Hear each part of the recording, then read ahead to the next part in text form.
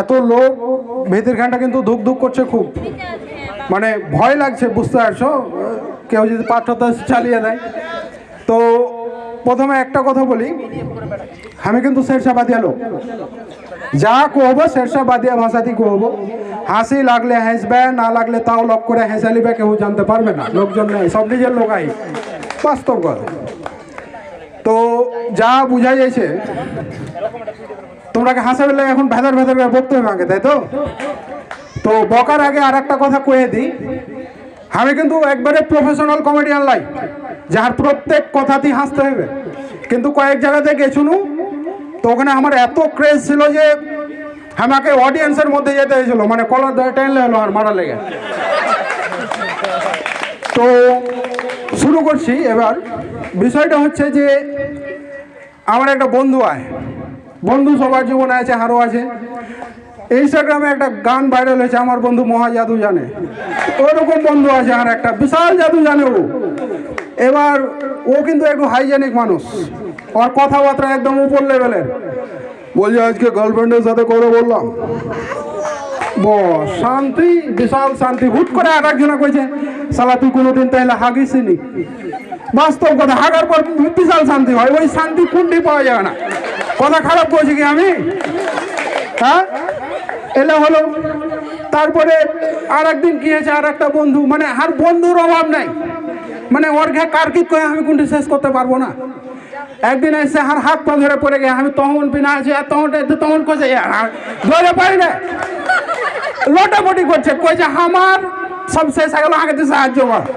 হ্যাঁ তো অবাক, আমি কই ছাড়, তখন ছাড়, কি আছে কই আগে 2000 টাকা লাগবে ভাই, আমার ফেসে গে 2000 টাকা লাগবেই, ঠিক আছে লে। তারপরে টাকা লওয়ার পর আগে কইছে এ ঋণ আমি কোনোদিন শোধ করতে পারবো না, আর ঠিকই ওকে পাওয়া গেল না, ওই ঋণ আর কোনোদিন শোধ করলেই না। আর একটা জিনিস হাসুতে খুব হয়, কালো চ্যাংরা তো যেটা দাদা কইলে, আমি যদি কোনো বেটি ছেলে শুধু ছবি ছাড়ি অনলাইনে, সেটা মিম হয়ে যায়, একবারে মিম হয়ে যায়, সেটা সব কমেন্ট করে। মেয়েরা মন দেখে, চেহারা দেখে না। আর একজন কমেন্ট করে, হয়তো টাকা দেখে, কিছু দেখে না। আমি ওরাকে রাত্রে সুদা সুদা রিপ্লাই দিই, ভাই ওই কিচ্ছু দেখে না, ও সম্পর্ক দেখে, ওটা চাষ তো বই। হ্যাঁ, এইগুলা হয়। এবার বাস্তব ঘটনা করছি, এই যে বর্তমানে যেটা হলো, কেউ যদি, আমি ভেবেলেই, আমি সিদ্ধান্ত নিয়ে এলেই, কেউ যদি কহে তুই যে বেটা ছেলে তার প্রমাণ দে, আমি ওকে ডাইরেক্ট করবো, আমি 16ই নভেম্বর মুরগা খেলা খেলেছি।